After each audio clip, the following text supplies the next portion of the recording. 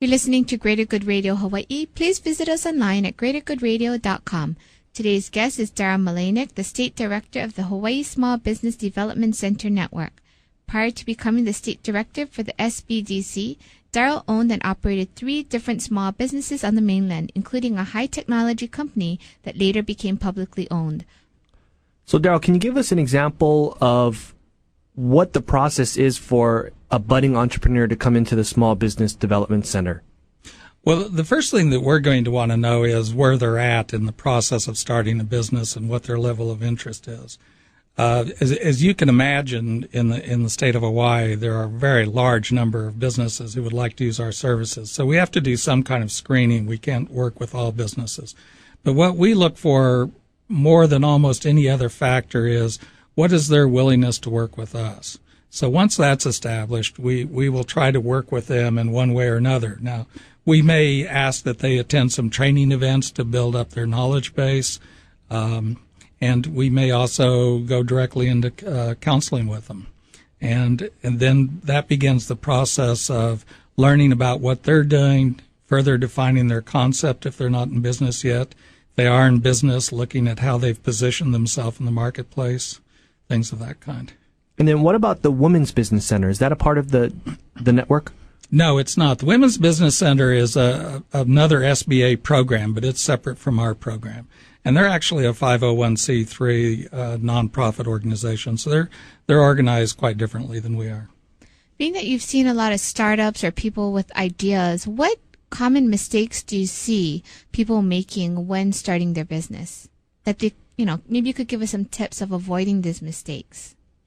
There are a wide range of mistakes that people make, actually, and when I talk to people about starting a business or expanding their business, depending on where they're beginning from, but I often talk to them about what I call the tricks to business.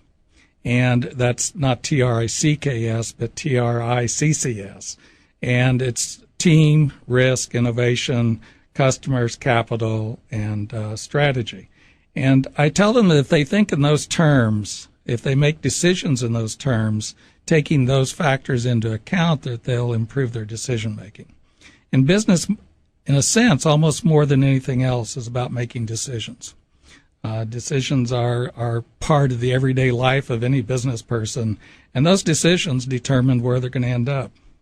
And so if they think in terms of, for instance, team and who should be on the team, who they should be consulting with, and who should be, for instance, on a board of advisors or a board of directors, what kinds of accountants and attorneys they should be working with, who they're going to seek information from.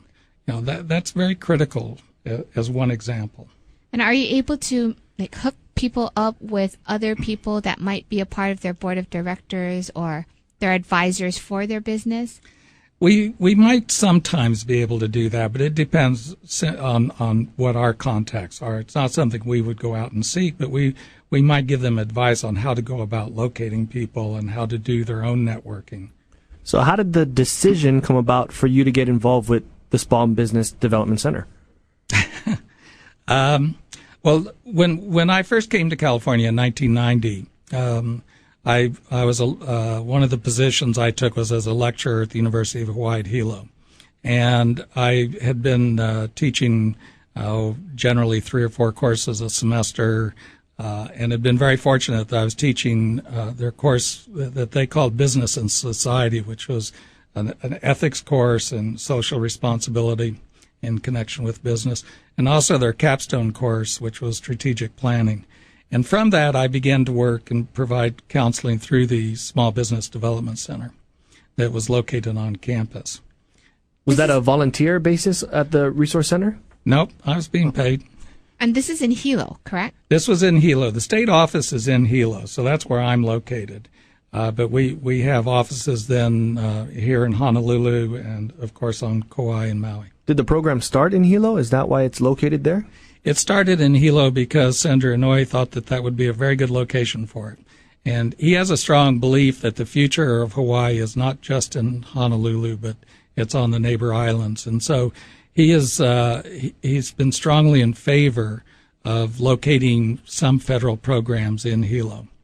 And the USDA, for instance, is located there as well. So how much interaction do you folks have with the United States SBA? We have a great deal of interaction because they control our program in many ways. They define the program.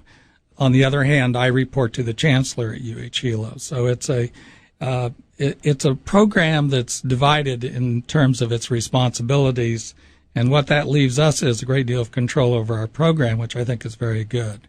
Now, we also have a national association. There are some 66 SBDCs spread throughout the country and all of the possessions, places like Guam and Puerto Rico and so forth. The association is very active as well. We have an accreditation program that's very important to what we do. Thanks for tuning in. Stay tuned for more on Greater Good Radio.